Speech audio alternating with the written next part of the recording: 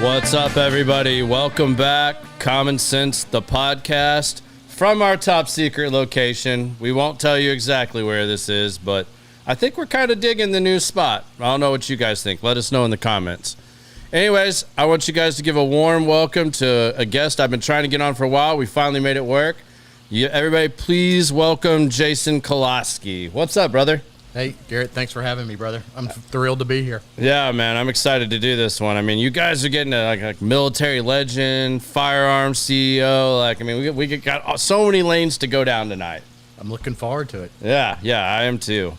So, Jason, just for those that don't know you, why don't you give everybody a little bit of a background, CEO of Watchtower Firearms, and kind of let everybody know a little bit about your background.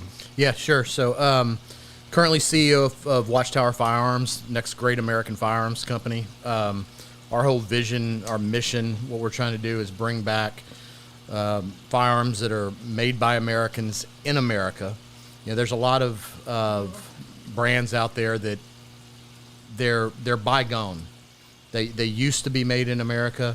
There's foreign conglomerates that kind of eat out on their names, and but they're actually built in Japan or wherever. So we're looking to bring that back to America, and we've had some offerings right now that are pretty impressive. I think you've been talking about our Apache, our double stack 1911. That the thing would make John Wick want to cry. I mean, it's one of the most badass pistols I've ever shot in my life. It looks like one of the most badass pistols I've ever seen in my life. I mean, it, like you said, John Wick. Like, you watch a special ops type movie or anything show, that is like the finisher gun. Like, the kid is amazing. Yeah, it's pretty cool. I'm very proud of it. The team's really proud of it. But we have a lot of other stuff like that coming out. That's just kind of the beginning of this story. So again, CEO of Watchtower Firearms. Previous to that, I ran a business unit at Raytheon. I worked in their Washington operations office. Prior to that, I spent a number of years in the Pentagon. I ran the Middle East office within policy. Before that, I ran South and Southeast Asia, oversaw India, and then prior to that, was involved in foreign military sales in Washington for quite a while, basically transferring capability and capacity to our allies and partners around the world. And then before that, I was a recon Marine. So those are better than Navy SEALs, right? Damn right, brother. I figured some of your fans that I know are probably watching this one would want to know your answer to that, so I want to make sure I got that in there. Look, it's very clean. It's a very clean answer. Listen, if you're looking for somebody to write a book, do a calendar, do a podcast, SEALs are incredible. There's some, my good friend Rob and Ray, they are exceptional at podcasts. I think it's fourth phase in Buds now. Yeah. Right before Hell Week. Yeah. It's afterwards. Oh, afterwards. No, it's okay. a finishing process. Oh, okay. It's a finishing process. But those are great Americans. I love them dearly, and we enjoy a little bit. I can't wait to see the comments coming in after this. Like, that's going to be so great. The amount of shit you guys gave each other just when I first met you, when Rob was here doing his podcast with the other guys, was phenomenal. I mean, I sat and laughed all night. It was greatness. Love Rob, and Ray. He's listen, if you need somebody to lean up against or like to put your drink on, he's perfect. He's right the right height, and that's why I brought him into the company. Yeah, I needed somebody to hold my drink. There you go. I mean, I heard they call him, what was it that I saw the other day? Like, they call him, like, in case of war, break glass. Well, in case of need of push-ups, too. I mean, I'll give credit where credit is due. I mean, Ray's a great American. He's a specimen. The guy works out like a freak show. It's unreal. I've seen his videos. Like, that thing he did with Bedrose, like, I don't even understand. Like, I feel sorry for those guys. Like, they're getting to put Hell Week on civilians, basically, and it just looks so intense but amazing. Yeah. I want to know, when the 1911, when they got to play around with it, did Nina outshoot Ray, or was it the other way around? I mean, I'm curious to how this went. I heard there's some little battles there on this range. Well, look, Ray's a special operator, just like myself, and he's a great American. But Nina, I watch the American Air Gunner Challenge. You'll see what happens. I don't want to give it away. I've lost. I already know what happens. Okay. But I don't want to give it away. But at a certain point in Ray's life, Nina has bested him. We'll leave it at that. All right. Well, you guys will have to tune in and check that out if you want to see how that ends. But I'm looking forward to seeing it because I know what the Instagram posts are going to look like after that result comes out. Yeah, there's zero shit talking amongst the Watchtower influencers and brand ambassadors. No, never comes up. They don't talk shit at all. I mean, they're really quiet individuals. They really keep to themselves. Well, it's interesting. Pewview, Nick Johnson, who is, he embarrasses all of us. I've never seen a guy shoot so well in my life. He's actually the only one who doesn't talk shit. Nick's pretty quiet, but the rest of them, it's nonstop trash talking. That's awesome, man. Well, where are you from? You're Cajun guy, right? I am. I grew up in the major metropolitan city of Moss Bluff, Louisiana. I say that tongue in cheek. The backwaters of Louisiana, Calcasieu Parish. Go down to the very bottom of Calcasieu Parish into Sam Houston State Park, and there's some swamps, and that's where I grew up at. In the privileged area, right? Privileged area. We were highly privileged. My first political appointment, and this is not a joke, it was really a political appointment. Our state representative, when I was 13, my mom was trying to put me to work immediately for obvious reasons. I'm a bit of a pain in the ass. They got me cleaning bathrooms in our local state park. It was a political appointment. So started picking up trash and cleaning bathrooms, and very privileged upbringing, very, very privileged. And but no, grew up hunting, grew up fishing. I was always in the woods throughout my childhood. Spent that entire time doing that. So it was kind of a logical sequence what I did in the Marine Corps. Also, my father was a Marine. My uncle was a Marine. Yeah, you had several generations. Like, did I get it right? Like, you've had a family member that's served in every war since, like, World War II? Yes. That's so impressive. My family kind of came over, they came over in 1906, second great wave of immigration to the United States. I was always told we were Polish immigrants. I got very interested in genealogy later in life, and I started looking on the map, and I went to my grandmother, rest her soul, and I asked her, I said, Grandma, we're Polish, right? And she said, oh, yeah, absolutely. I said, but that city we're from's in Russia. And she's like, well, we're Polish. I said, but it's been in Russia for like 250 years. We're ethnically Polish. It's like, okay, whatever. I don't really get too much into that. Right. I'm a big believer in America is an ideal, not a place. Yeah. And I'm a big believer in those ideas of American exceptionalism. So I never really grew up deep into the being Polish or being Cajun necessarily or any of that stuff. So I think it's nice. I like St. Patrick's Day. I think everybody should have a holiday, and we should drink beer for everybody's thing. Yeah, or whiskey. I mean, whatever your thing whiskey. is. Look, whatever you bring to the table, I'm all about. But no, grew up in that type of environment. Since 1906, every member has the Army Air Corps, Navy, island hopping throughout the South Pacific. Like I said, both my uncle and my dad, all of my uncles were in Vietnam. So yeah, the military thing is something that's been generational. My son, I'm extremely proud of him. Just this past summer, graduated officer candidate school for the Marine Corps. Awesome. He graduates next May, and then he'll fleet up as a second lieutenant in the Marine Corps. That's awesome, man. So if everybody else was in all the other branches, what made you choose to go Marine? I grew up always outside, always in the rivers.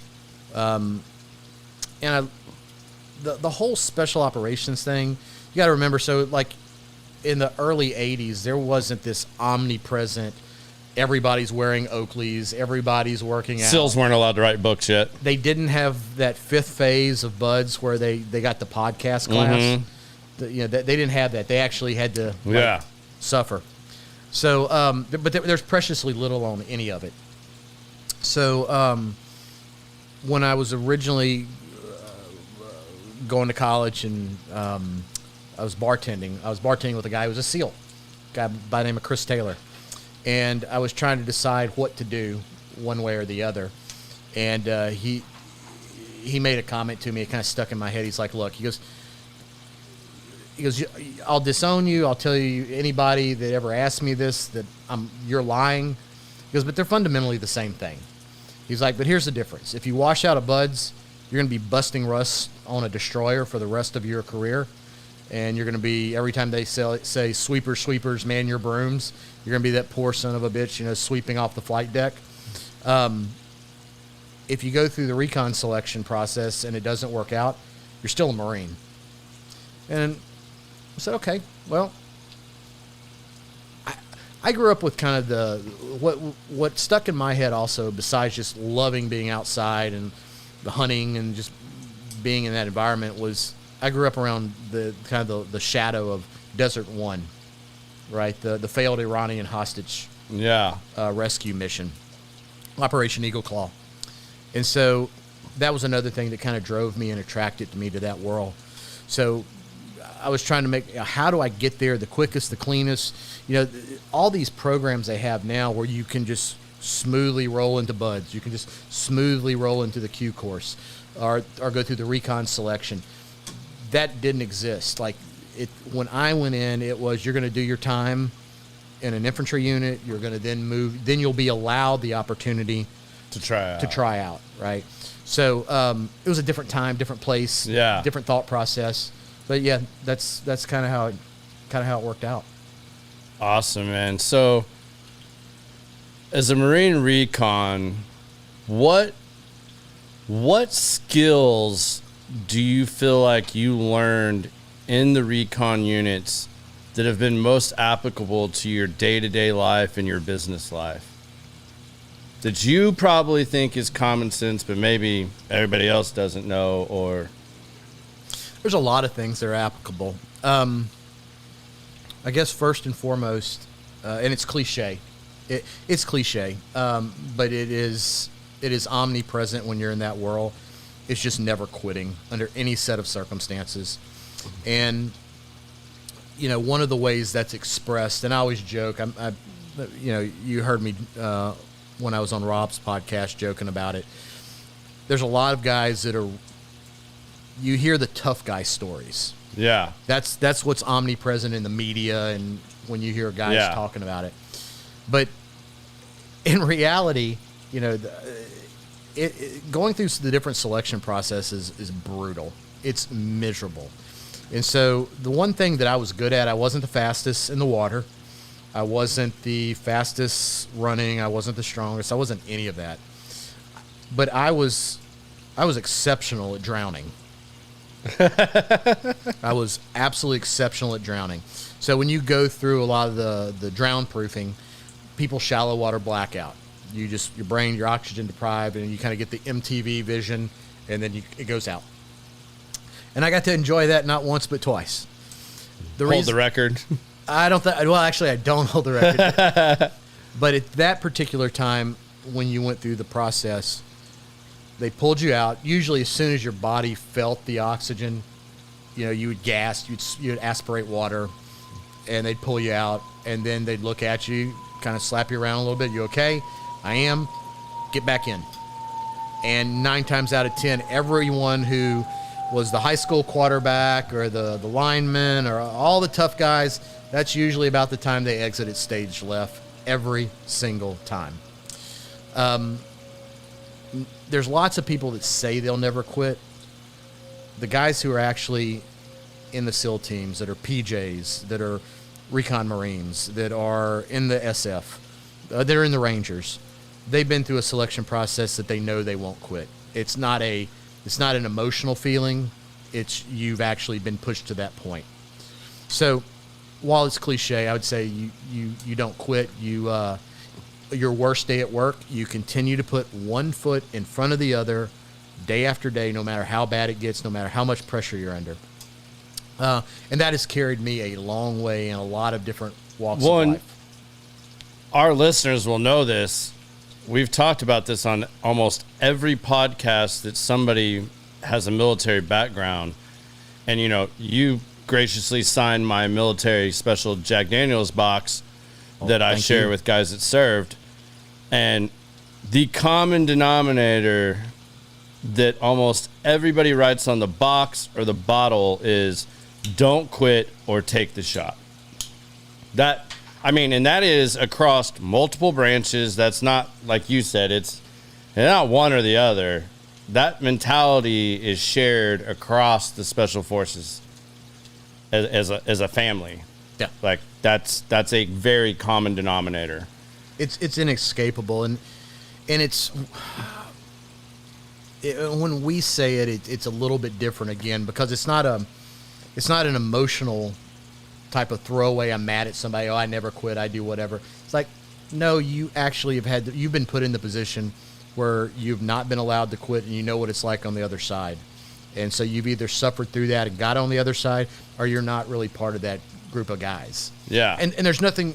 Here's the other thing. There's a lot of guys who make a hell of a lot more money than I do, have done far greater things than I have. There's also a piece of it. There's a lot of guys out there. So here's another like misnomer. The idea of, well, you're in that group of guys, so you can beat up everyone. That couldn't be any more true. That's the biggest load of crap in the world. Yes, you probably have certain attributes, but fundamentally, it's less about being the toughest guy in the room and more about being the biggest survivor in the room. So there's certain things, and again, it's pretty universal to most guys in special operations. You have to be able to withstand cold, and I mean really withstand cold. Like, you got to thrive in it. And if you can't thrive in cold, specifically cold water, you're probably not going to get very far. So there's a whole lot of other little bitty things, but it's more about the ability to persevere, never quit, always survive and thrive in the worst circumstances. That's really what makes them different. Yeah. That's I've seen some unique studies too from some of the stuff I read. I think you and I talked about this a little bit when we were chatting at the last podcast.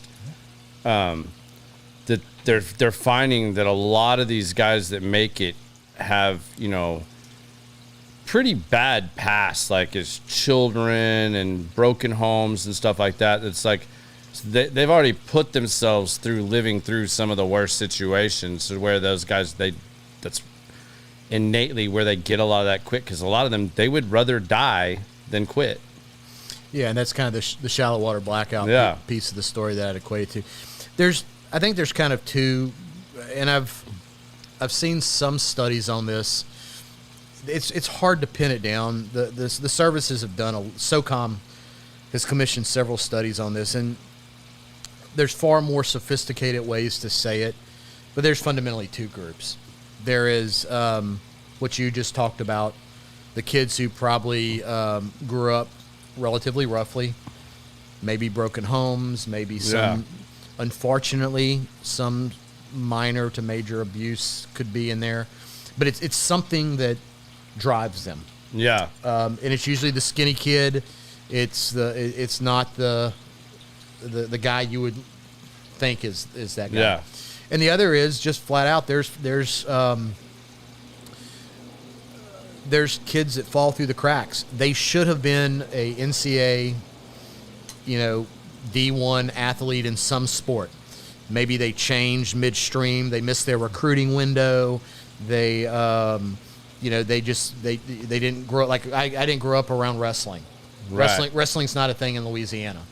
There is a tremendous number of wrestlers in both the recon community, the SEAL teams, and other special operations units. Jiu-jitsu and wrestling, well, specifically wrestling. Jiu-jitsu, of course, comes later on, but the mentality that wrestlers have in that type of team high school sport where they're driven, and it's at a young age you learn. Probably the second thing I'd say after never quit is you got to be comfortable with failing. Wrestlers are extremely comfortable at a young age of they've experienced failure, not as a team. That's not as a basketball team, not as a football team. Personal failure. They got pinned. They got taken down. They know what that feels like, and to lose, not for the team to lose, but for them to lose. And that's ingrained into them. And your top level wrestlers, they run so far and so fast away from that, and that's how they become so great. But it is, failure is a big part. It's being able to fail fast, and recover, right? And it fits into kind of that special operations ethos. You're going to fail. Just get ready for it, right? And you're going to fail every stinking day because everything you do is hard. Yeah, it's cool. Yeah, you get to call everybody by their first name. The rank structure, for the most part, goes out the window, other than when you're in garrison. But you're doing hard stuff day in and day out. It is physically hard, but it's even mentally more challenging. So the two things, getting back to your original question, I'd say never quit in a real sense. You've experienced what that feels like, and then fail, learning how to deal with failure. And looking at roadblocks is like a stepping stone, I guess, is part of that. I mean, that seems to be learning those lessons from the failures and not quitting when that's your adversity. Yeah, I mean, roadblocks are thrown in your way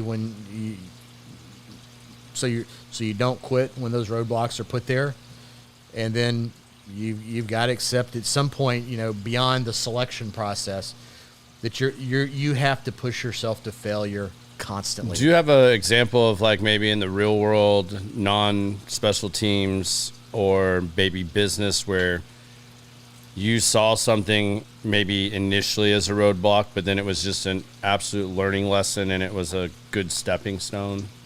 Oh, geez. Every day, all the time.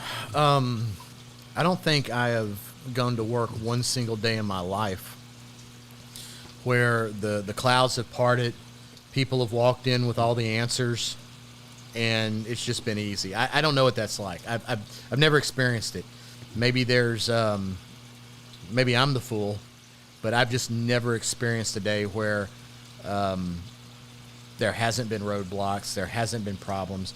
I mean, a big part of special operations also is, by and large, you're expected to lead, right? And that's also something very unique about the Marine Corps. It's something very unique about the American military experience. I get frustrated with the Army because they don't drive this into their basic infantry units as much as they should. But we do it far, far, far, far more than any other military in the world. So the lowest private, the lowest lance corporal, they're all expected to lead. Now, that may be one person. That may be in a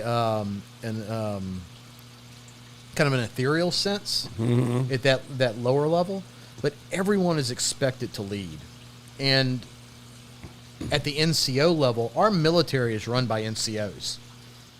Period. There's not an officer in the military today that would counter that comment. Okay, our officers are fantastic. They have a particular role, but our military is run by non-commissioned officers, corporals, sergeants, staff sergeants, on and on, and that makes us very unique. You see in the Ukraine right now, there's something like, I think last count, 160 Russian generals that were dead. There is thousands of officers that have died, passed away, whatever. And it's because they have to do the role of what our NCOs do. Because they're conscript armies, they won't lead on their own. They can't fight on their own. They can't think on their own. Part of the secret sauce of what makes the American military, and America for that matter, so amazing is that we're taught, and leadership is pushed down to the lowest common denominator. Well, in the special operations community, you take that and you put it on steroids, right? Yeah. There's no one. I don't care if you're the lowest ranking individual. If you're a recon Marine, you're taking control. You're taking, you're accountable for everything that's going on around you, and you make absolutely no excuses for when you fail. You accept it and you move forward.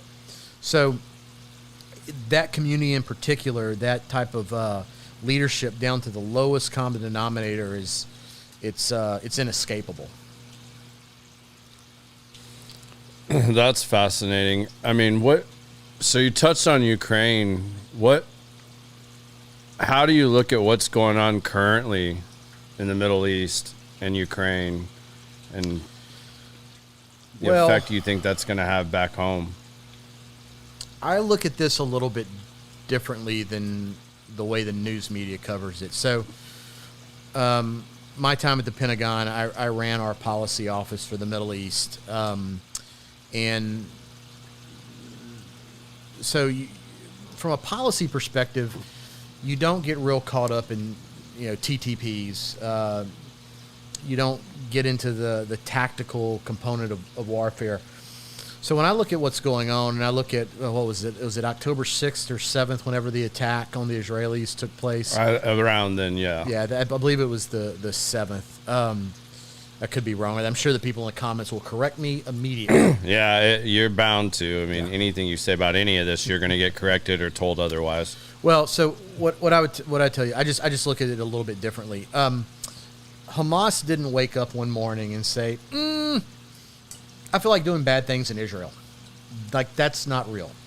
Their capacity at a strategic level it doesn't exist, because their capacity at a strategic level is owned by the Iranians. Okay? So anything that Hamas does on any given day is funded, organized, and driven by Iran. Period. Full stop. End of conversation. There's nothing left to say about it. They are purely a proxy force at this point, as is Hezbollah. So what concerns me is we have only so many battle carrier groups, roughly 10. Of that 10, 5 are up and running. We do a third, and a third. Training, refitting, training, deployment. So if you have both the Gerald R. Ford and I think it's the Eisenhower in the Med, you have 2 strike groups in the Med. That's pretty heavy in the Med. You have 2 other strike groups, 1.5, 2, depends on how you look at it. Depends on where they're at in their cycle, supporting the Ukrainians, not from a direct, obviously not from a direct standpoint, but right, from an intelligence sharing, other ways that those strike groups can help. You rapidly whittle down. So you have assets that are focused on Ukraine. You have assets that are focused on what's going on in the Med. And then that leaves suspiciously little in the Pacific. We can't pretend away the fact that Russia, China, and Iran talk on a regular basis. No differently, identically, that we talk with Australia, the Brits. We coordinate military operations all the time. There's a group called the Five Eyes. Okay, these are the Five Eyes are an intel sharing agreement between 5 of our closest allies. They have the same thing. I worry in the latter days of the Biden administration, which in my lifetime is probably next to Jimmy Carter, the weakest administration, again, in my lifetime. China has a plan. They've declared it. It's all in open source material you can Google. I worry that there is a axis of evil, to borrow from President Bush, that is actively driving our attention away from the Pacific. A significant number of our microprocessors, our integrated circuits, are built in Taiwan. That left the United States years and years ago. Every iPhone, every piece of technology that we run, and we're such a technologically heavy country, the vast majority are made in Taiwan. If China decides to cross the straits, we're tied up in 2 areas that otherwise those assets could be deployed in China. So while I think what happened in Israel was awful, I fully support their right to go in and clean house. from a bigger strategic standpoint, it concerns me how those assets are being allocated right now. Yeah, I think I'm also a little frustrated with the whole thing because, like, I think you said it very well at the beginning when you said it's not like Hamas just woke up and decided I'm going to do this. That war between those two has been going on for thousands of years.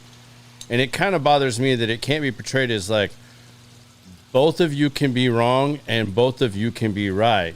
It's the fact that there's not talking and we're going to this point again now that we're seeing war again, which there's always going to be wars that are being fought. But it's like you said, they didn't just wake up and this just all of a sudden happens the next day. No, they don't have that capability. And I mean, it's not like that's not my opinion. Mm-hmm. Hamas does. The Gaza Strip is surrounded. It's cordoned. They do not have the capability to produce the military capacity to do anything against Israel. That is all courtesy of Iran, specifically the Quds Force and other what we would consider special operations. Philosophically, they're terrorists, but they support Hamas. They support Hezbollah. They fund everything they do. Without Iran, it's a very direct line. It's not a dotted line. It's a very direct line. Yeah. Yeah. Real quick, I'll get this in because I'll forget if I don't. I don't want to steer too far off course. But everybody likes to know what we're drinking and what we're smoking. So, you know, we're not at the cigar lounge. We're not at ICC tonight. We're at the top secret location, a.k.a. my backyard. Ain't a secret no more. It ain't a secret anymore. That's all right. Because you've been pushing me for this for a long time, so we might as well spill the beans. Facts. Yeah.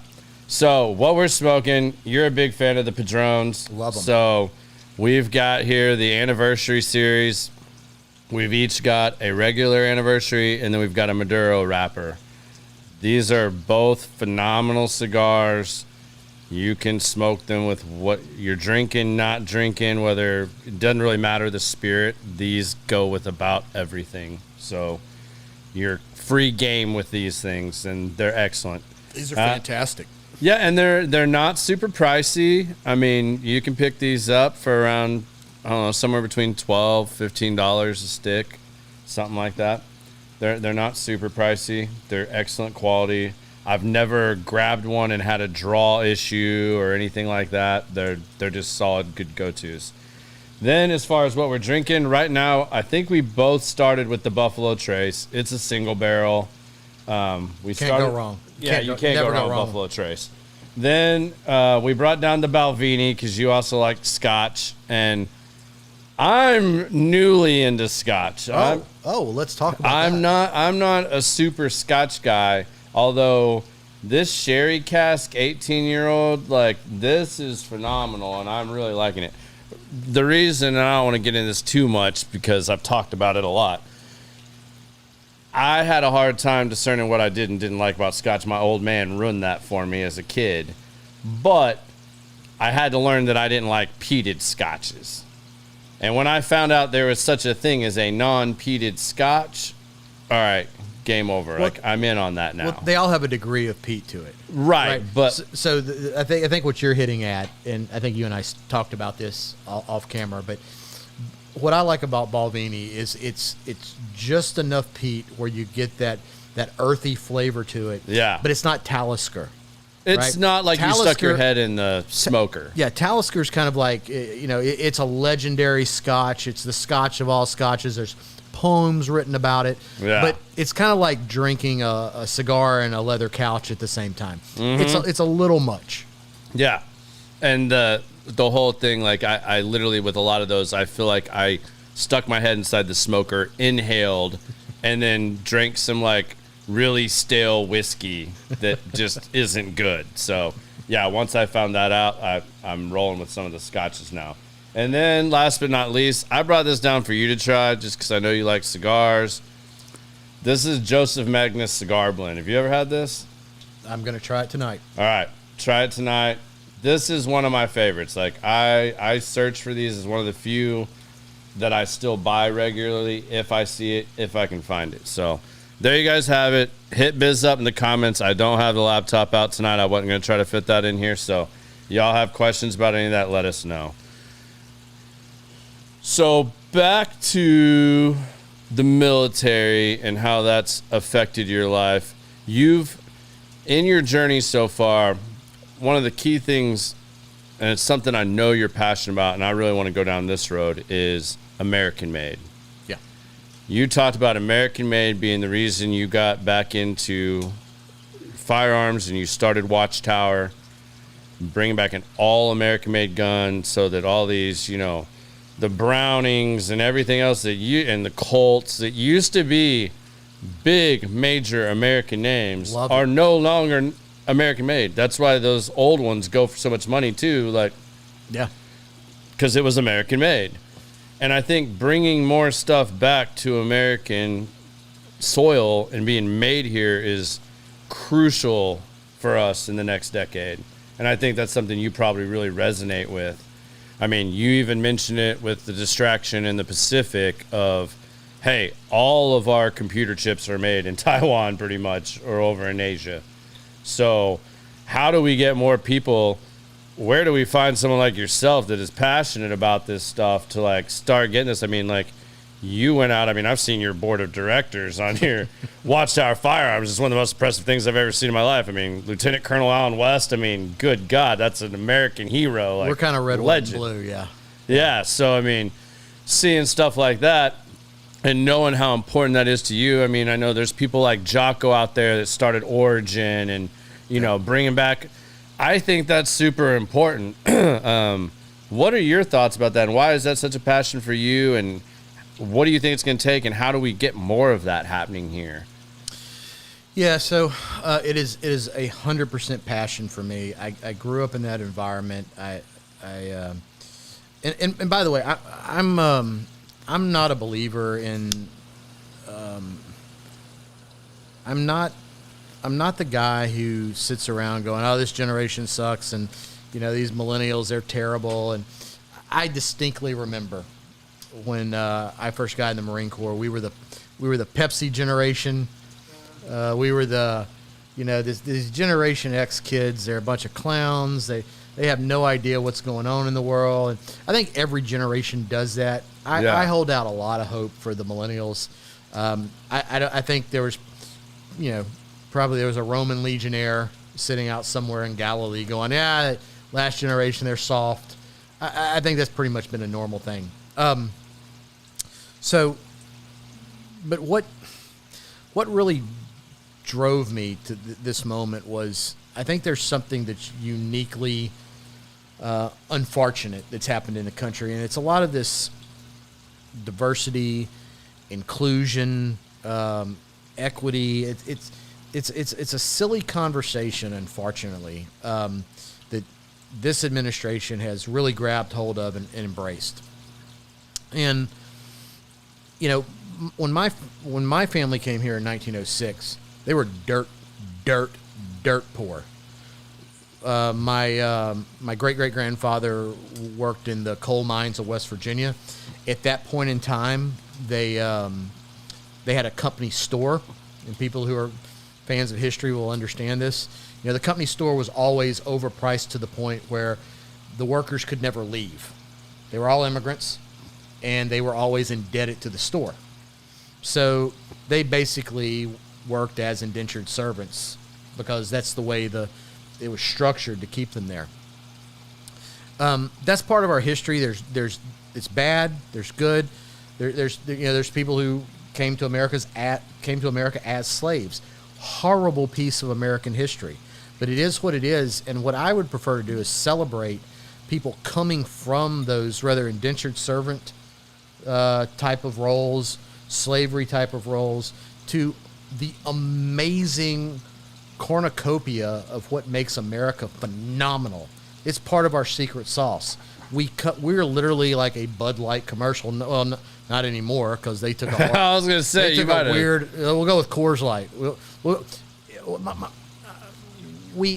we are that shiny city on a hill that emerged from nothing, from the streets of Chicago covered in horse dung, to just awful, horrible existence where people pulled themselves up by their bootstraps under the worst of situations and have persevered to what we are now, which has surpassed Rome, right? We're all here as a multicultural society surpassing everyone on the globe who said, can't be done. It's impossible. I love that. I love the idea of American exceptionalism. I love the belief that you can take that multicultural society, blend it into something that is more powerful than the lessers of all of those components, and have this incredible nation that is what we are today. So I'm taking a long way to answer your question. I'm taking you on a bit of a journey, but I have one of the other things you'll find, and I say this very tongue-in-cheek for the audience, so please comment, guys, in the comment sections. Take a deep breath. The other thing you'll find with special operators, is we're very flexible morally. We're put in situations that are not always comfortable, and you've got to figure out the lesser of evils. That's the nature of the business. Well, I think when you look at making some of those lesser of evil choices, you kind of get to a place where you look at, you're looking for best outcomes. Okay. And I think when you start going down the road of victimization, of the D&I type of narrative, it's very off-putting. And it was the first time kind of in my life where I literally said, I can't do this. I can't be a part of it. In the company that I work for, I was a highly compensated executive at the second largest defense company in the world. And I just basically walked away from it. I said, I'm not going to be a part of this. I can't do it. It feels icky. It just feels icky. So when I made that decision, I wanted to get back to that American exceptionalism idea. I wanted to get back to those beliefs and ideas that I'd grown up with, that had helped me become a recon Marine, that had helped me get to the places that I got to in government. And so that's really what drove me into Watchtower. It's like bringing back the American dream. For me, it's bringing back, and I don't like to say bringing back because it feels like, when I was a kid, or I walked through the snow, barefoot, naked, uphill, backwards, both ways, and I think that's a silly kind of conversation too. But we have in this country, we have so much to be proud of. We have so much to be thankful for, and I loved firearms. I never really thought of it in the sense of, today we have this very polarizing Second Amendment type of conversation. Yeah. I never thought of it that way. I grew up with the Sears Wish Book catalog and Bass Pro Shop catalog, and had all this, you see Colt, and you'd see Browning and Remington, and all this stuff. And it was like, and it was merchandise, and it just felt good. It was warm and fuzzy, kind of Christmassy stuff. Excuse me. And that's gone. And what we have now is, Remington has been in bankruptcy 2 or 3 times now. I don't even know if they can use their own name anymore. I think it's Remco. I've lost the bubble. It's been a mismanaged company for a long time. Browning's owned by FN. It's a Belgian company. Colt's owned by CZ. It's a Czech company. Barrett, the Barrett Light 50, something we loved in the military. It's owned by the Australians. And you can just kind of walk down that list and you're like, wait a minute, these are not American companies anymore. So you have European conglomerates. And by the way, the Europeans most countries don't have a strong what we would call Second Amendment posture. So they're making money off of selling to Americans, but those profits are going back home. You know, SIG's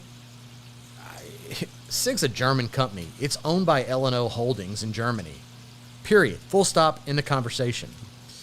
So when you look at that, it kind of takes your breath away. You're like, wait a minute. All these titans of the firearms industry, they're gone. Mm-hmm. They don't exist. You know, Smith is still around. They've gone through some restructuring. They're trying to get it together. You know, Daniel Defense is kind of an upstart, and they've done quite well. Good on them. But we don't have a lot of American household names anymore. So what I wanted to do is say, okay, we're now at a moment where American firearms, the guys who make them, they're incredibly high quality.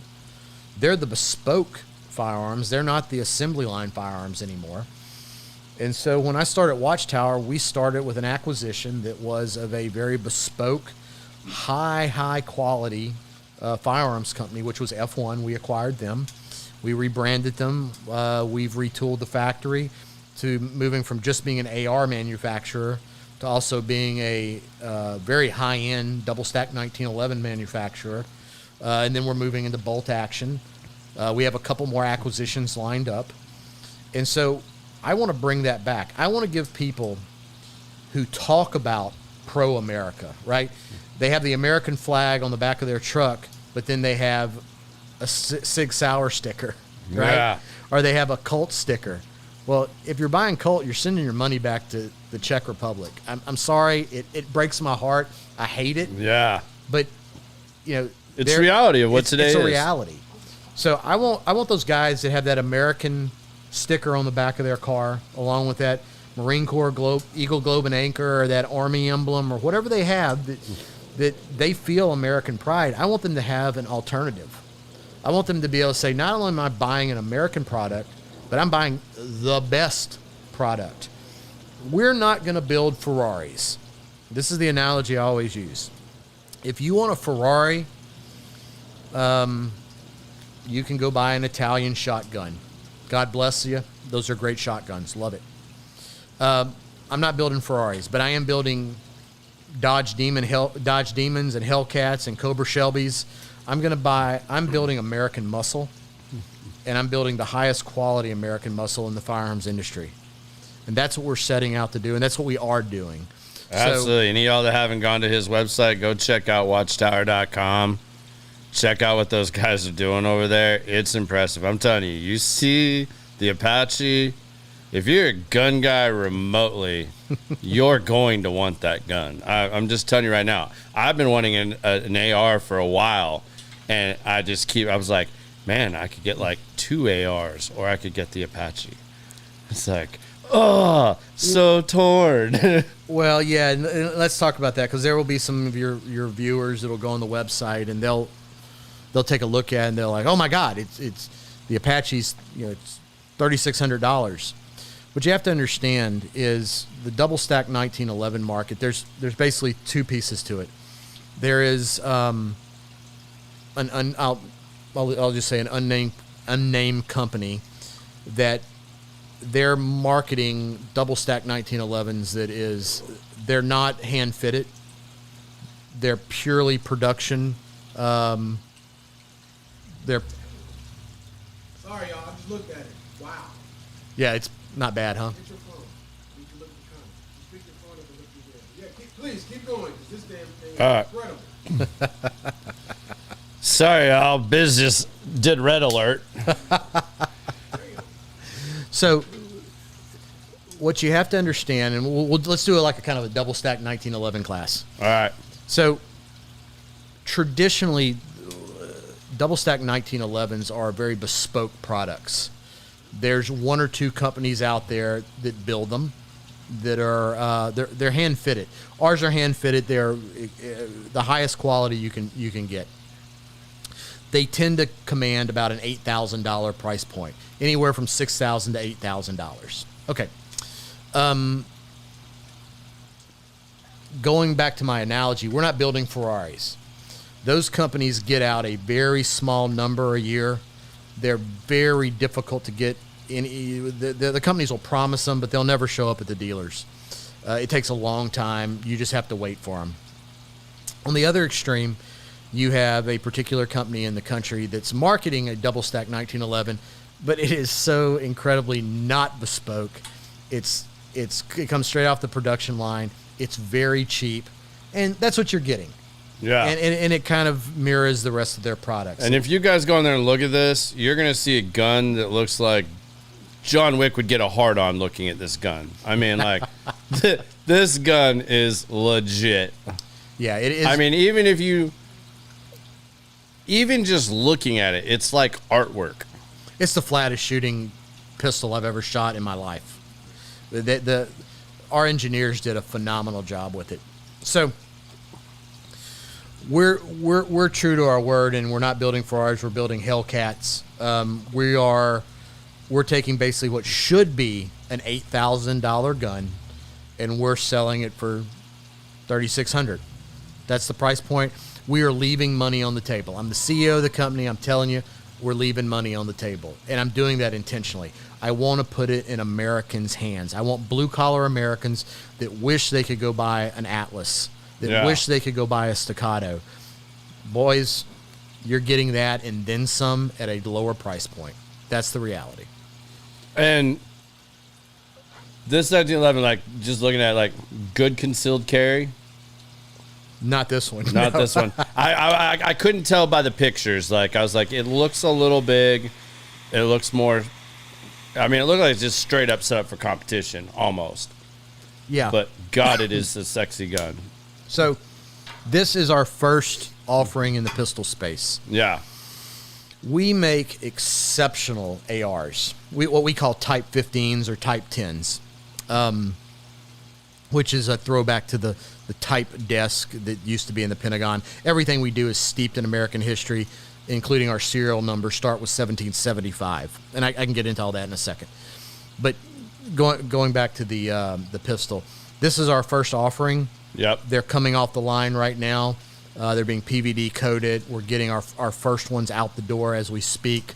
We're running extra shifts to make sure we can get all of them out. Probably first part, and one other thing, these are all part of the PewView edition. So the first 1,000 are PewView edition. So Nick Johnson is taking these out. He's doing the advertising for it. His name's on it.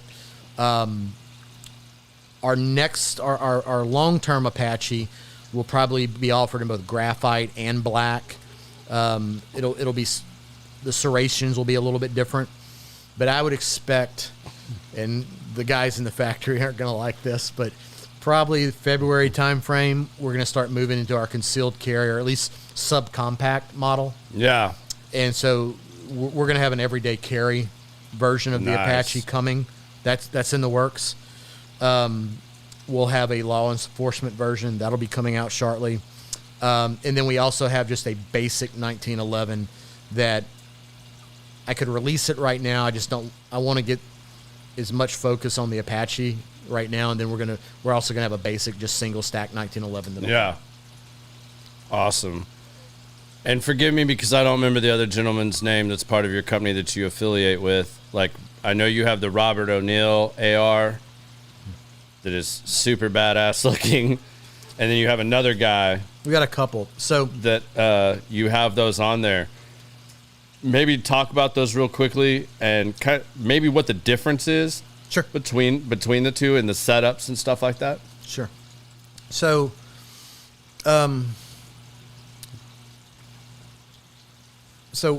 we have a Robert. We have Rob's. Robert J. O'Neill, gentleman who blew up bin Laden's brains.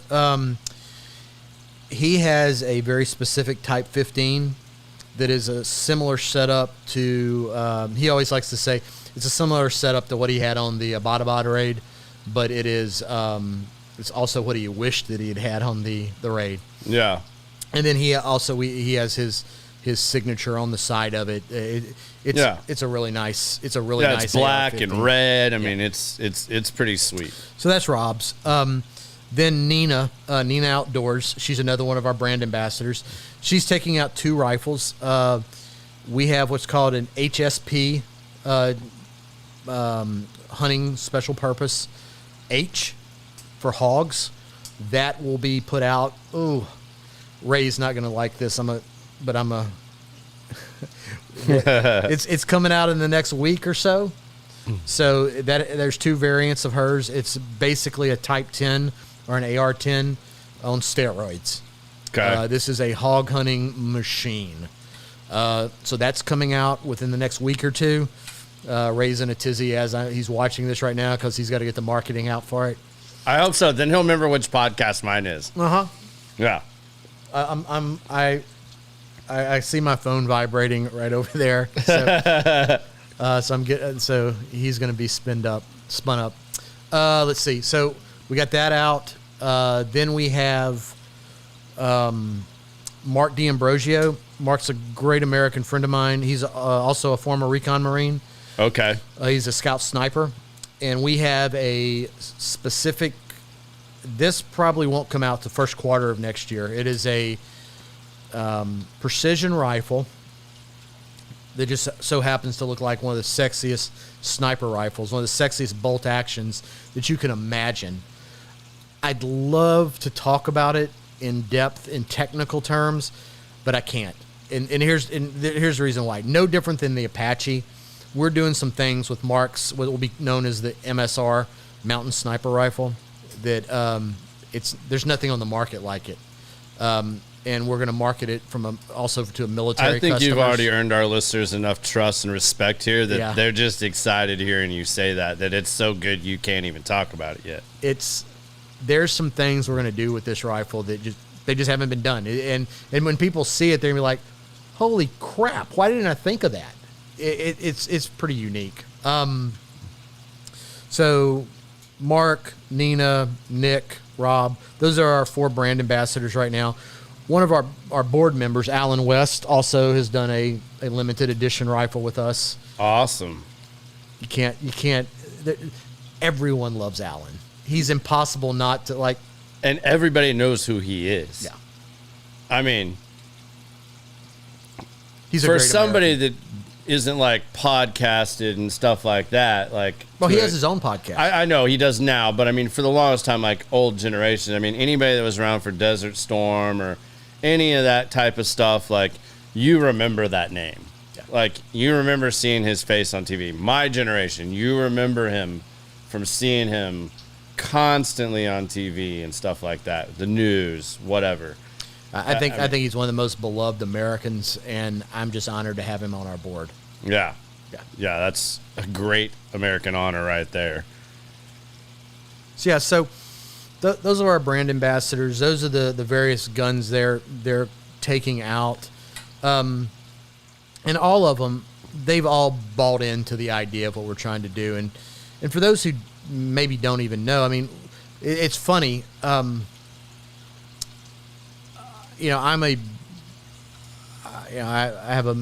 have a master's in international relations. I study religions. But you went to like the Naval War College or whatever, or Military War College as well. What's it called? I mean, I know I'm butchering this right now. Everybody else that's hardcore is like probably slaughter me in the comments on this right now. No, I doubt anyone cares. I went to the National Defense University, the Industrial College of the Armed Forces. There you go. It's now called the Eisenhower School. Woo, whatever. Yeah. So Watchtower, the name is derived from Operation Watchtower, which was the invasion of Guadalcanal, final resting place of 7,100 American souls. Some of the fiercest fighting in the Pacific and the turning point in the Pacific. And that I wanted to honor. I didn't want to, Remington, love Samuel Colt, love John Browning, but this is not about me. That's not what our company stands for. It's about a collective. We've brought together a group of special operators and defense executives to build out that next great American firearms company. It's not about me. It's about bringing that back to America. And so everything we do is steeped in American history. But where I was going with the Watchtower thing is, I find global religion's very interesting. I like all that. I like to study that. And I had no earthly idea, because I don't get into some of the weirder stuff, that Watchtower is like the publication for Jehovah's Witness. Oh, I didn't know that either. No, I didn't either. But I guarantee you there'll be somebody in the comments that is going to make a comment about, it was too weird for me to follow. I just didn't. Everything we put out, again, it's steeped in American history. Our namesake, again, Operation Watchtower. Our new suppressor that will be released here, our second generation suppressor, is going to be called the Jedbird. Jedbirds were a combination of the Office of Strategic Services, what was the precursor for the Green Berets during World War II, along with the British version of it. They brought their best operators together, parachuting them behind. Like SAS type? Yeah. Okay. But the precursors for the SAS. Okay. They brought those two units together. They sent their very best operators to a place called Jedburgh, Scotland, and that became the Jedburgh teams. And their job was to jump in behind enemy lines in Nazi Germany and basically slit throats. I mean, they were some bad mama jamas. And so we dedicated our first suppressor to those guys. It's called the Jedburgh. That's awesome, man. I love your love for history, because history is my favorite subject. And I love how you tie that all in with an all-American-made company, man. Like, that's phenomenal to me. I love that you're paying homage to these things and doing all that within that. Well, thank you. Yeah, and then our second suppressor is going to be Geronimo. Nice. For God and Country, Geronimo. That's so awesome. I love it. I love it. So, yeah, I can go on about this all day, but, yeah, that's us. But American-made, I mean, as an owner of a big firearms company that is growing rapidly and doing a lot of big things, like, what challenges have you seen? What challenges would you want to put out there, or what rumors or misbeliefs would you want to say to maybe if there's another Jason Colosky out there that is fed up with his job and wants to pull together an American-made company?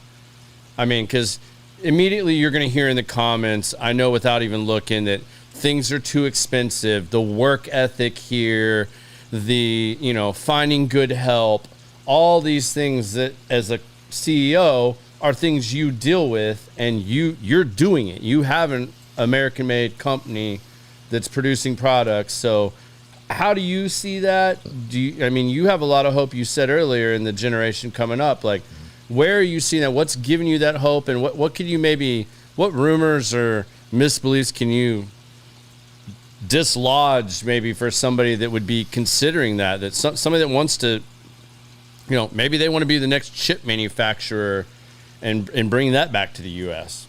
Yeah. Well, because of the Jones Act, shipbuilding, at least for the Navy, is here, and it won't ever go anyplace else. Mm-hmm. But no, I'd say a couple of things. Starting your own business is every bit as hard as anyone tells you it's going to be. Absolutely. Probably harder. In the final analysis, it's all about leadership and knowing yourself. So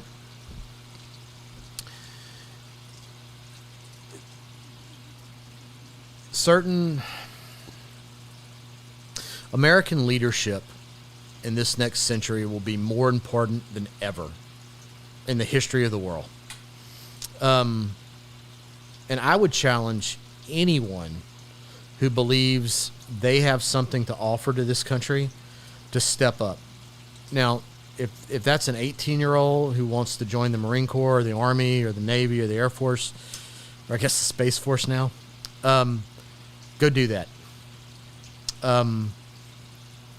We're that shining city on the top of a hill. We are an exceptional place. But Reagan said it best when he said, we're only one generation away from losing all of that. I think the quote was actually, we're only one generation away from losing freedom.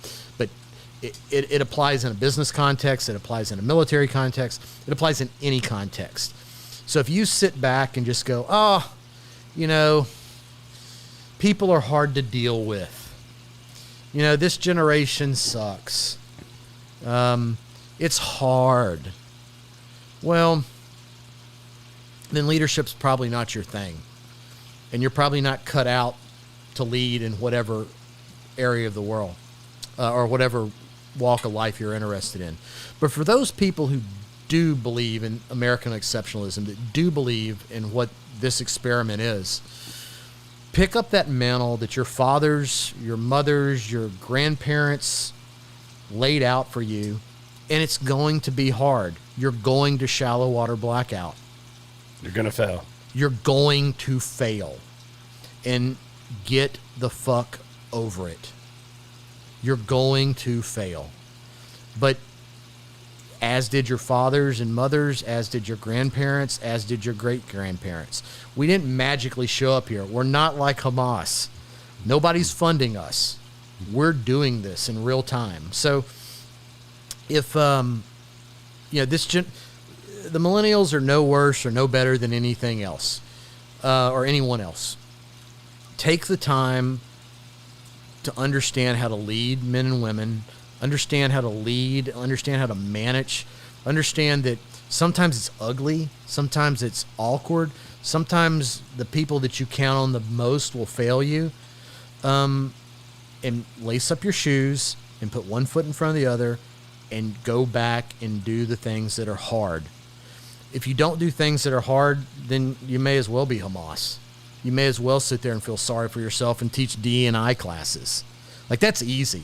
Being a victim and sitting back and, these millennials, they're hard to manage. They don't show up on time. Okay, well, then those that don't show up on time, have those conversations. Sit down with them. Explain what you're trying to do. Explain how they're part of the deal. Explain how they're part of the business or part of whatever activity you're doing. Get their buy-in. Help develop them in a way that somebody developed you at some point in time. My, both my parents are alive. They'll probably watch this podcast. My upbringing was not, it wasn't a bed of roses. My parents were hard on me, and a lot of people that were childhood friends would say that's an understatement. They were very hard on me. Their parents were hard on them. And not all parents are that way. Some parents take an easy road, and it's later in life that you have an opportunity to make a difference in some young man or some young woman's life. Do the things that are hard. And so if you have a vision that you want to bring something back to America, if you want to grow something, you want to build something, bring in the group of people that you're going to work with, that you're going to help shape, and work with them. Spend that extra time. Go the extra mile. Do the things that are hard. You hear it's cliche-ish, but in practice, that's how you get Dana Whites. That's how you get Elon Musk. That's how you get Bill Gates. That's how you get Steve Jobs. Do the things that are hard. I mean, I would challenge anyone out there that's watching your podcast, especially younger folks. You're never going to be exceptional. You're never going to rise to the level of what is expected of you as an American and the ideas of American exceptionalism by doing what is easy. Yeah. That's what Europe does. Europe looks backwards. When you think about Europe, and you think about a number of our allies and partners, when you think about France or Germany, where do they come from? Kind of the mist of history. They're tribal. They kind of come together. Yeah. Where do we come from? 1775. It's on a date, right? We know where we come from. We know the moment. We're not looking backwards. We're not talking about French history. We're not talking about Germanic history. We're talking about what's next. Never in our history have you ever heard Americans talk about what's behind us. We like it. My guns are my serialized 1775. But fundamentally, we always look what's next. That's what makes us so different. And I would encourage anyone to think about business, the military, what they're going to do next in life in those terms. The most American thing you can do is figure out what's next and what's in front of you, not what's behind you. Very simple. Absolutely.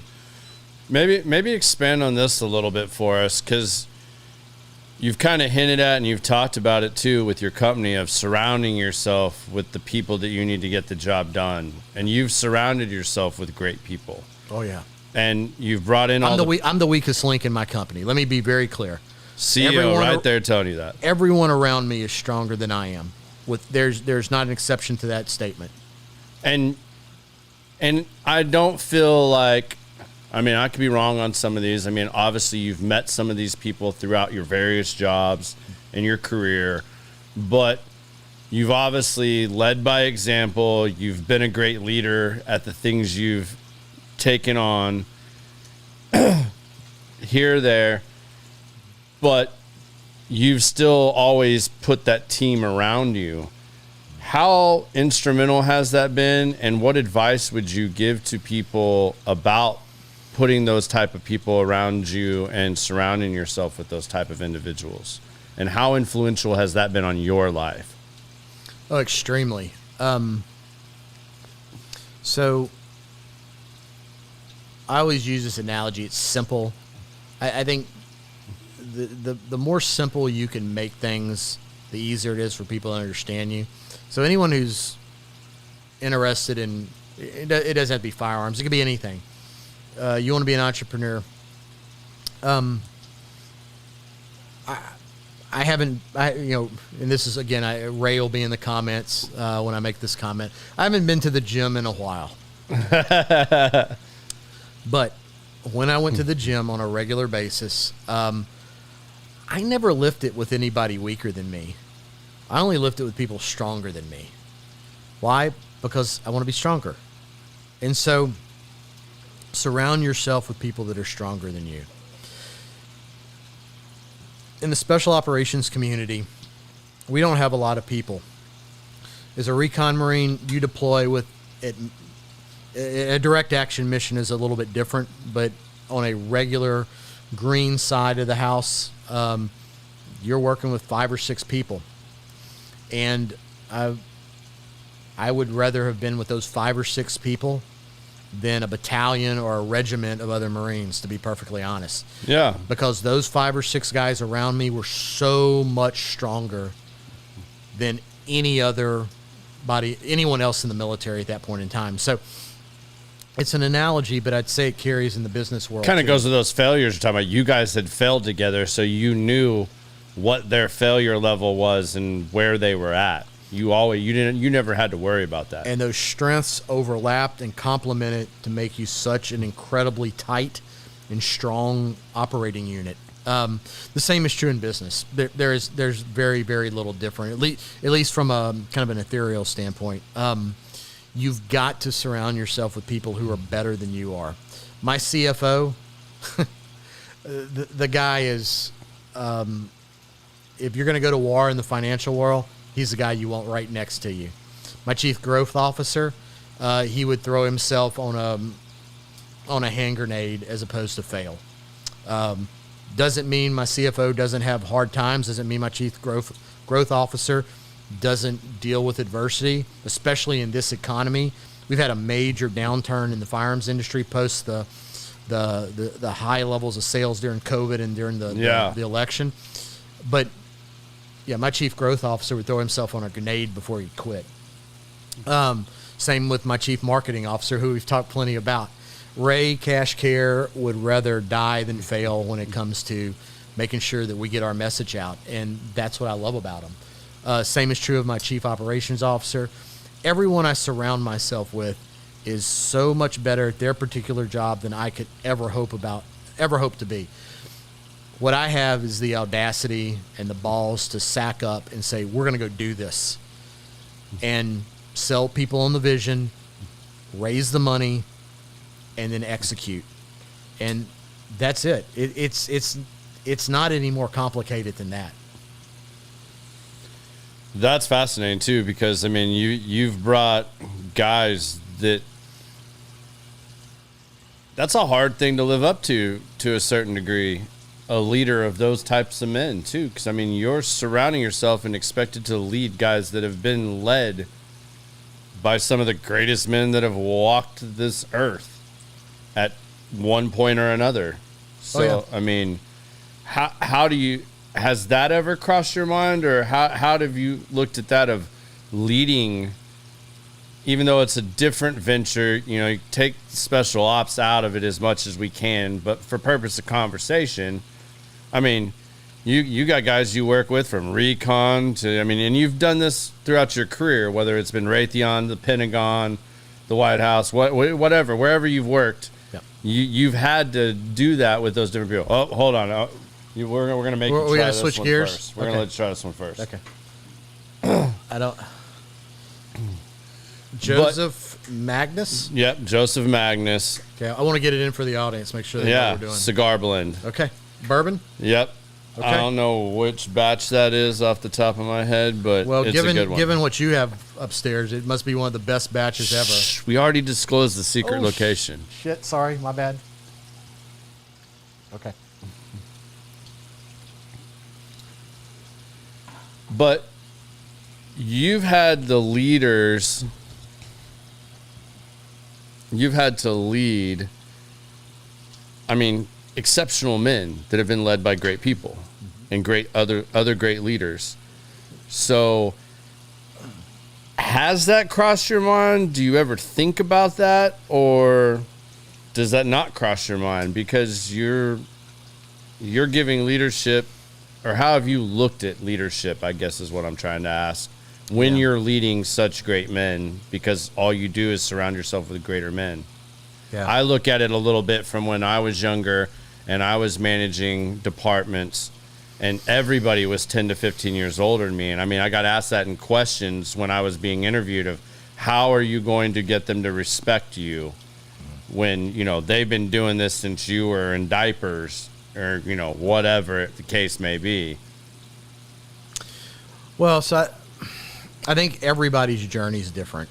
I think everybody has a different way of getting to the role they're playing, whether it's with the company, whether it's in government, whether it's in the military. And there's no false modesty here whatsoever. I have been blessed, truly blessed, to have worked with some of the greatest leaders of the modern era. There's just no getting around it. My original team leader when I was in recon was a guy by the name of Chad Ramsey, retired Master Guns Ramsey. He was retired as an E9. Phenomenal leader, incredibly thoughtful, incredibly caring about his guys. I've watched him fail. I've watched him succeed. And so my foundation was incredibly strong just coming out of the military. Moving into government, I worked for several 3-star admirals. The role I played was pretty much their pit bull. And so I have probably 50% of all admirals that love me, and I have 50% of all admirals that despise me. That's the result. But I learned a lot from that process. When I became a senior civilian at the Pentagon, I worked for Bob Gates. I got to see how he operated and how he thought about things. I worked for a lady by the name of Michelle Flournoy, who was the Undersecretary for Policy, basically a 4 or 5-star equivalent, depending on how you view the world. The third most senior position in the Pentagon. One of the most phenomenal leaders I'd ever been around. You meet stars. You meet, and I'm not a big fan of the the Hollywood scene at all. I genuinely do not like it. But there is I only make the comment because people talk about like the it factor, and they usually talk about it in terms of musicians or actors. And Michelle Flournoy is one of those people who has that it factor. Just phenomenal. I work for Chuck Hagel. I work for Leon Panetta. So I've got to see leadership at the most senior levels of our government. I interacted with our CEO at Raytheon, Tom Kennedy, for a number of years. Phenomenal leader. So I've been blessed with seeing what leadership looks like at the deck plate levels when the rubber meets the road, and I've got to interact on a daily, if not hourly basis with some of our nation's greatest leaders from a corporate and governmental level. So I'm not particularly intimidated or concerned or Well, what advice could you give somebody that finds themselves, let's just take it as your average Joe person that has started building a circle, of people that are greater than them at whatever given things for what they're putting together. What advice would you give them to being a good, effective, or a better leader in that situation? Yeah. Well, so leadership is not technical expertise. So leadership is first and foremost, I go back to the basics. There's all kind of books written, lots of Harvard Review, this, that, and the other, but fundamentally it's mission accomplishment and caring about your people. If you do those two things, you're an effective leader. You get the mission done at all costs, and you take care of your people. Beyond that, there's all different types of shades of gray. There's all kind of neat buzzwords. I can get into all of that. Ray can maybe comment a few of those for us. Ray's a buzzword master. I can give you all the Harvard Business Review stuff all day long. But in its purest sense, if you're going to lead people, you do not and should not be the technical expert. If you are, then you should go be the technical expert. Yeah. Right? I'm not. I'm not that guy. But you've got to be driven enough, and you've got to drive your people hard enough without breaking them to get the mission accomplished. Because if a mission is worthwhile, it's probably going to be hard. And so you've got to understand the difference between pushing somebody to the breaking point and and holding people accountable. So that's let me talk about that for a second. So there's a lot of folks out there that everything's fine and dandy until you actually have to do something. And then you have one of your troops, one of your folks that doesn't get it done. Well, you have to hold them accountable. You have to say it. You can't shy away from that. That's uncomfortable. That's leadership. Now, they may not like it. They may not look at it as leadership. They may think, geez, Jason's mean. I'm a big fan of when Shinseki was the chairman. He was interviewed and he talked about a reporter asked him, you must really rip into people. He said, I've never raised my voice a single day in the military. He went from being a private to a 4-star general. Never raised his voice the entire time. And that's true. But what he did and what other leaders do, as a matter of course, is you have to hold people accountable. There's lots of, even the best, and I'm not the best, but there's moments where somebody will say, Jason, this didn't happen. And I'm going to tell you all the reasons why it didn't. Irrelevant. Your job's to get it done. And you have to hold people accountable. That's uncomfortable. That's something leaders have to do. That's mission accomplishment. That's business accomplishment. But you also got to care about people. If you don't care about the people you're bringing along with you, then you're not a leader. You shouldn't be a leader. We have lots and lots and lots of toxic leaders out there. All they get right is the first part. They will make money at any cost, and eventually it catches up with you. Either from a business standpoint, because everyone is going to leave your organization, and you're constantly going to have to bring in new people, and you just won't be successful. You'll mortgage today for tomorrow, or you care about your people. When you care about your people, they're going to stand by your side. They're going to want to perform even more. They're going to understand the difference between being abusive and holding them accountable. And you're going to have a successful business. You're going to have a successful career in the military. You're going to have a successful career in the government. Those are the two elements. It's simple, it's short, it's sweet. Again, you can Harvard Business Review it all day, but that's what it's about. Absolutely, man. I think that's great advice. Because, the show is called Common Sense, so there's just so many things you can go into because we all sit around and say, God, if they just had some common sense.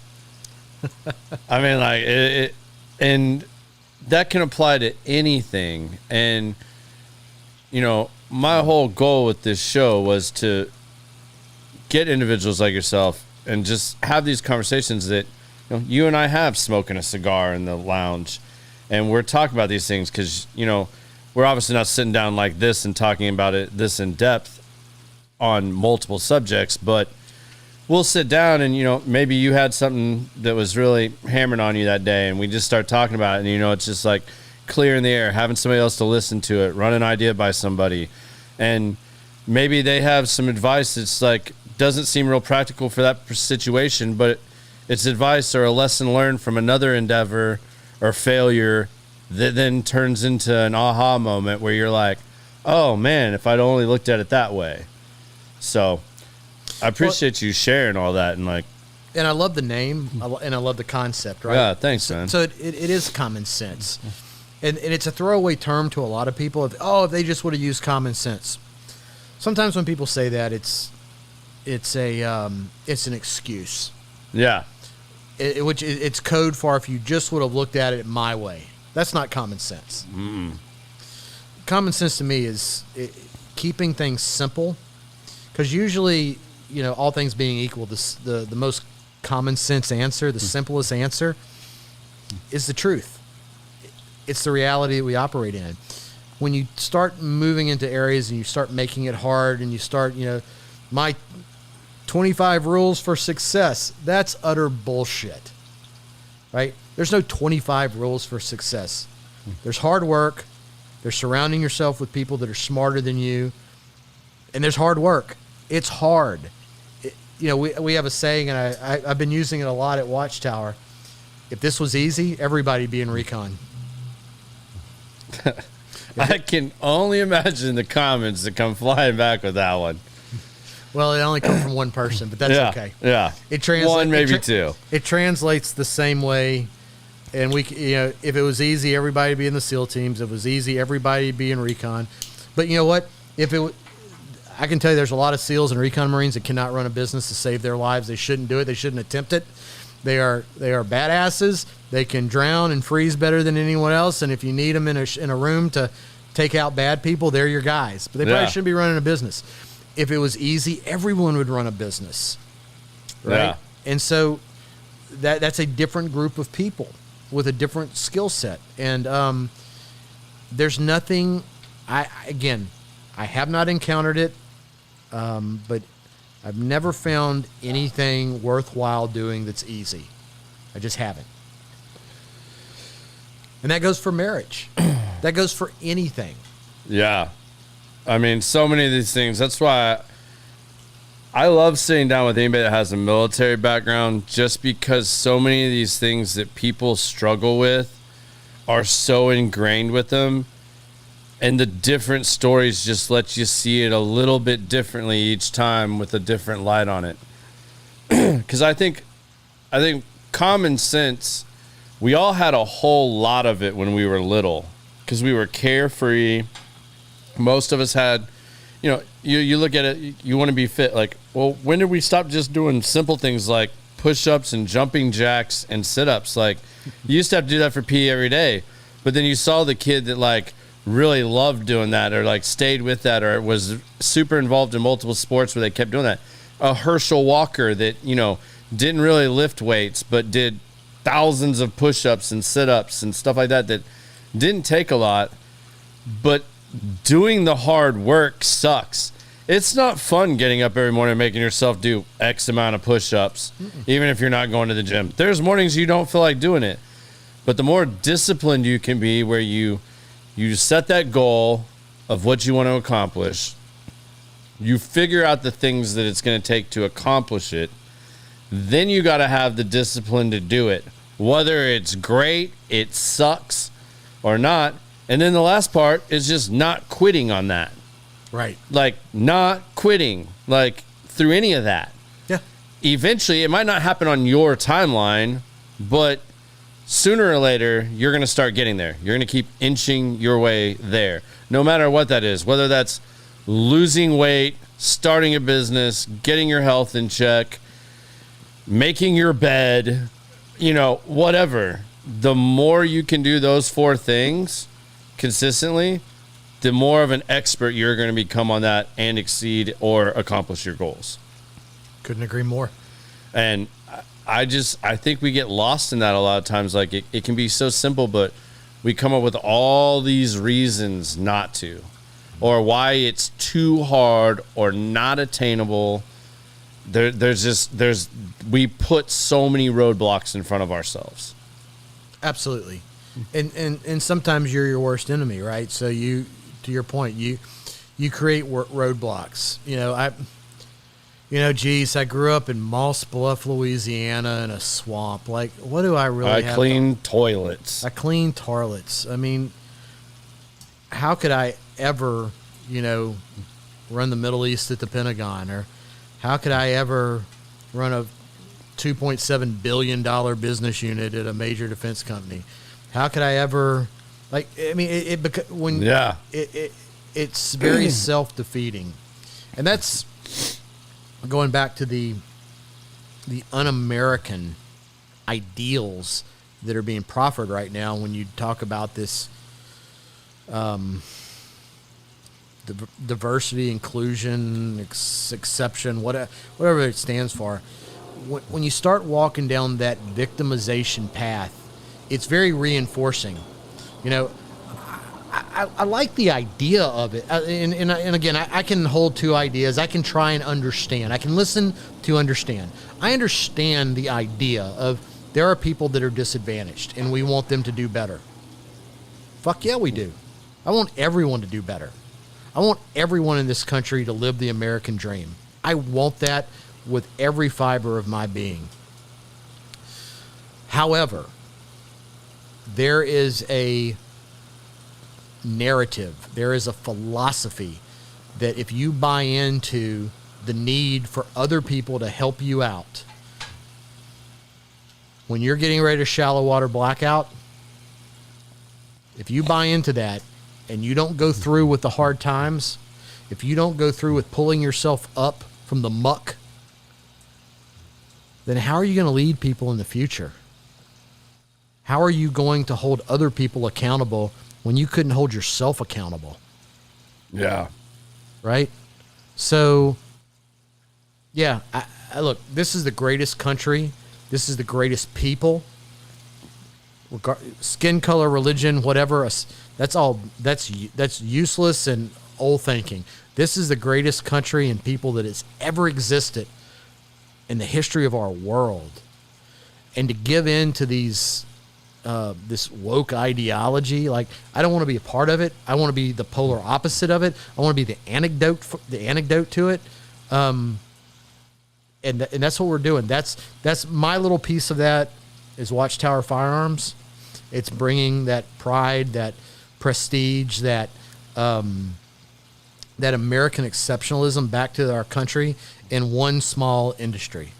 And I would encourage anyone else to do the exact same thing. Get out there and live up to what our forefathers expected us to do. That's awesome, man. I don't think you could have said that any better. Let's dive into, just for a little bit here, I don't want to go too far down this rabbit hole, but I think it's important. How do you feel about all the attacks on the amendments right now? Let's just stick to 1 and 2, because I think those are the 2 we're probably both the most passionate about. Yep. And how you see that playing out with the upcoming election and everything else. Well, and I'll lose my train of thought, so you can bring me back to the first question, which is how do you feel about 1 and 2? Look, the thing I didn't tell you is, while I grew up in small town Louisiana, my mother was a campaign manager. So I've been around politics my entire life. I've lived for the past 25 years in D.C. I'm a creature of the swamp. I went from one swamp in Louisiana to another swamp in D.C. prepared you for the other swamp. Yeah. One was a lot muckier and dirtier than the other, I'd imagine. I would prefer the gators and moccasins all day long. I look at politics through a very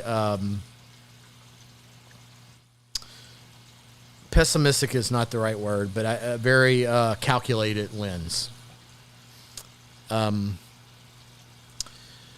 So I think it's almost useless to talk about the elections in the sense of the current administration. When we truly kick off the election cycle, will run deep into their base. That's politics 101. You have to cement the base. That's how you win elections. There's appealing to the base. There is the money that's involved to bringing the vast majority of the country that it's kind of in the middle. Yeah. And it's a very calculated type of play. The candidates are actually what's ironic is the people who run the campaigns. It's very mathematical. It's very formulaic. The biggest problem in elections are the candidates because all it takes is one oopsie when they go off messaging, and then a big chunk of voters move to one side or the other. Because unfortunately, and as big as a thump my chest all-American kind of guy that I am, the reality is Americans do not look at resume. They don't interview a president like they would be interviewing a candidate for a job. They don't take the time to kind of go through that. It's very Jerry Springer-esque. It's very soundbitey. So I'm from a political standpoint, I'm a bit of a pessimist. It's one of the few areas in my life I am a pessimist. All that said, Second Amendment issues are advanced citizenship. Period. End of conversation. That's what it is. The founders, I think it's kind of funny when people are like, well, the founders didn't mean X. They really meant it. They only really meant for people to have muskets. And I guess that's an interesting take. What the founders had is thousands of years of Western civilization dating back to the Roman Empire that Jefferson, Adams, Washington, Franklin wrote about, understood, delved deeply into. And they were very clear that the Second Amendment was a fail-safe. It was a fail-safe against a tyrannical government. Being a student of history, having a master's degree in it, counting the War College stuff, look, you can't get away from it. The Second Amendment was not about hunting, it was not about fishing, it was not about any of that crap. It was about it was a final fail-safe against a tyrannical government. There is all kind of spurious conversations about, well, it was really meant for a National Guard. We literally, so if you're a student of history, then you know that the laws that were put in place in the early 1800s, that we have things that address the National Guard. The Second Amendment doesn't have dog shit to do with the National Guard. There's actual laws on the books about that, and you can go back to the founding of the country. It had nothing to do with it. It's purely about protecting all of our other freedoms. So, and again, you watch these interviews, and I'm rambling a little bit. I apologize. You're good. You watch these interviews like with Jon Stewart. Yeah. Where he picks on the congressman that wasn't particularly prepped that week. And he goes about an inch deep into history. Well, it's a silly notion. There is, and I talked about this in one of the other podcasts, and I misspoke a little bit. I talked about the Eliot dialogues, and you guys. I was going to ask you. You about guys that. gave me too much bourbon. It's the Eliot debates. Debates. Debates. I'm glad you said because I was going to ask you about that because Yeah. it's something I want to go look up because I saw you mention that. I misspoke.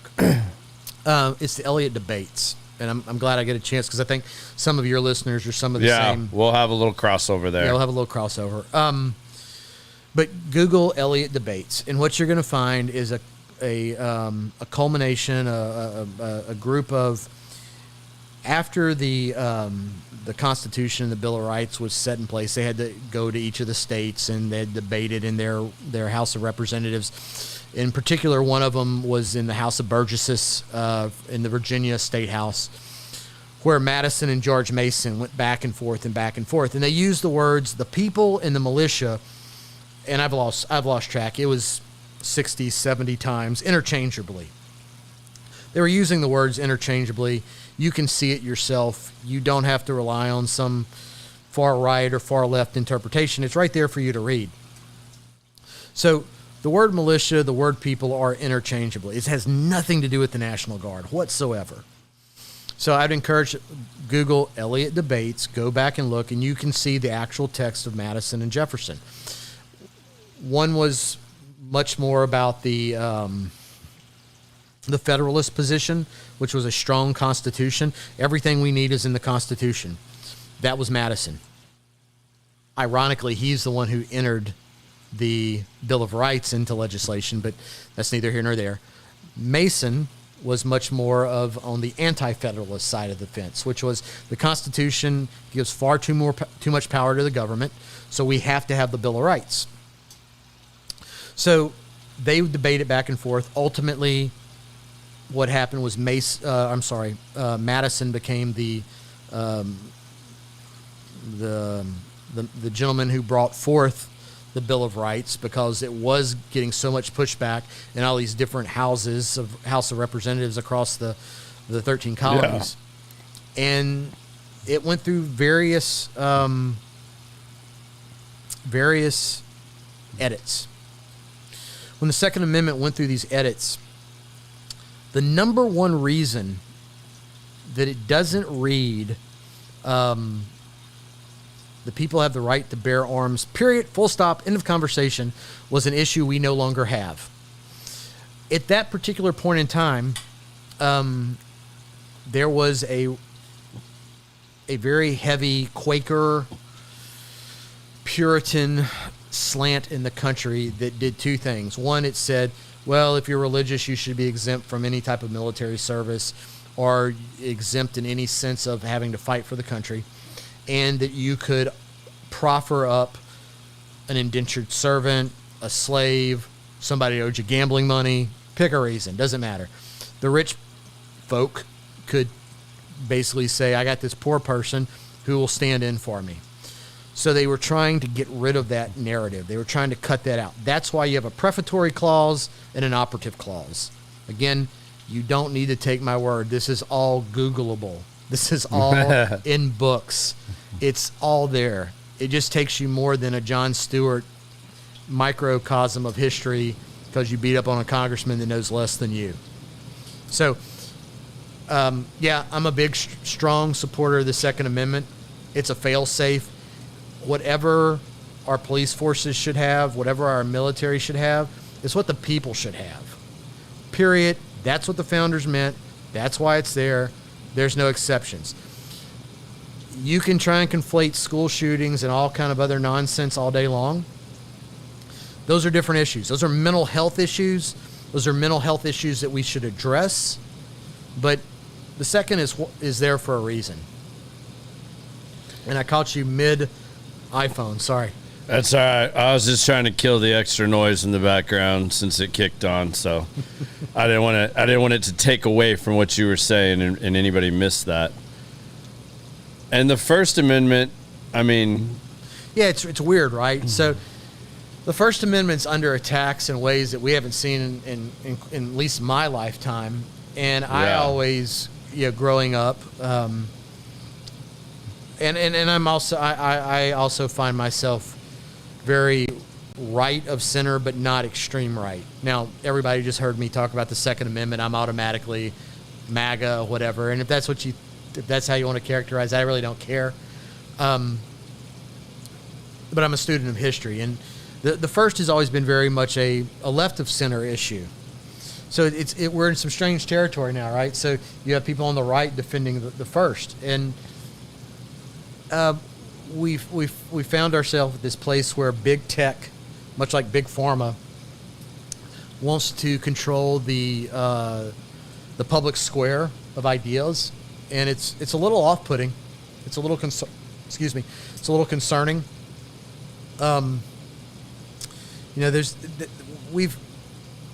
We've kind of, I think there's kind of we've come up with these ideas of hate crimes because crime in and of itself is not bad enough. And that's somehow morphed into hate speech, which is now morphed into, you said something mean to me on Twitter. Yeah. Look, I think people should be polite. I used to get spankings for not saying yes, sir, yes, ma'am. God forbid I was rude to anybody outside of my house. Yeah.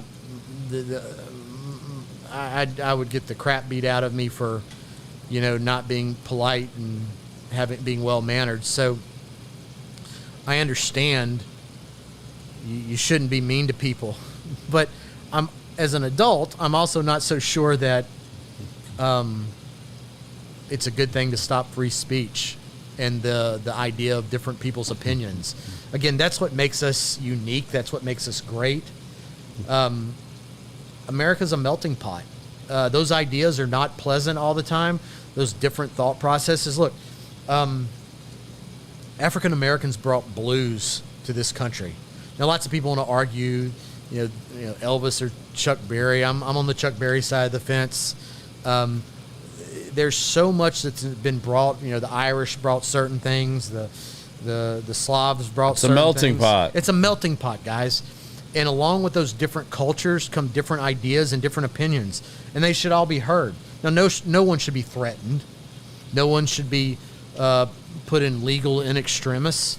But outside of that, if somebody's mean to me, well, okay. I truly don't care. Yeah. I certainly don't need the former Twitter group. God bless Elon Musk. That's no longer happening. But I certainly don't need Facebook policing that. Yeah. Mark Zuckerberg is not my moral compass. That's just not my thing.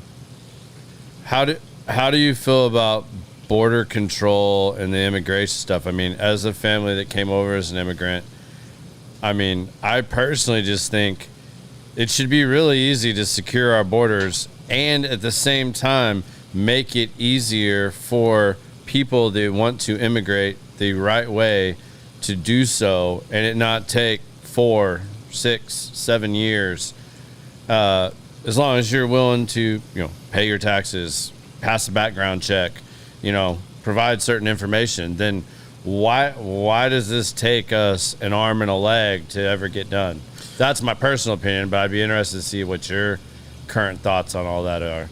Being that we're here in Texas and you're a lot closer down there in Houston too to the nitty gritty.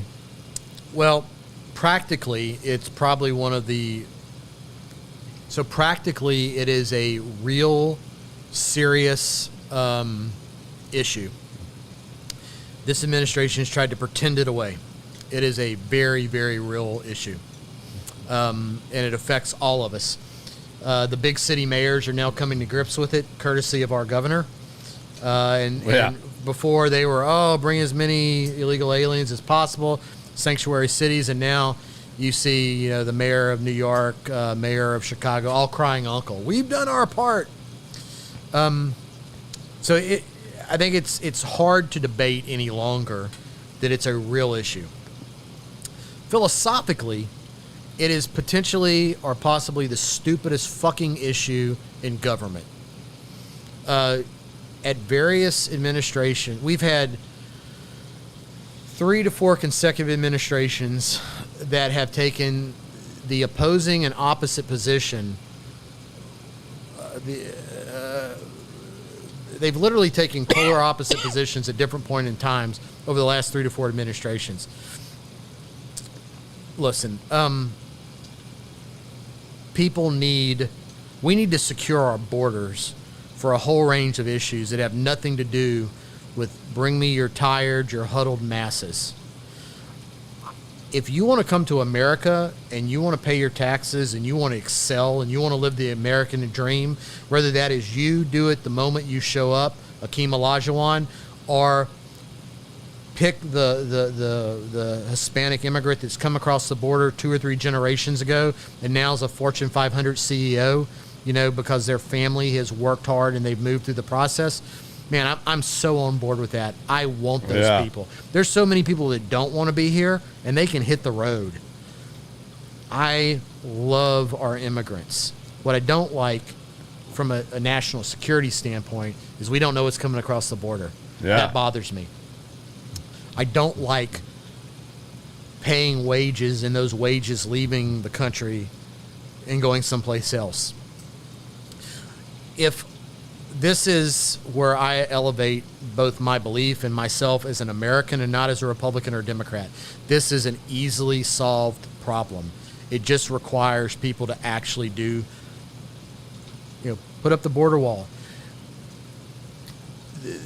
Whoever is the next president should tear apart ICE, Customs and Immigration, and not the agents. The agents are doing God's work. God bless those men and women who are out there on the front line. What I'm talking about is the bureaucracy.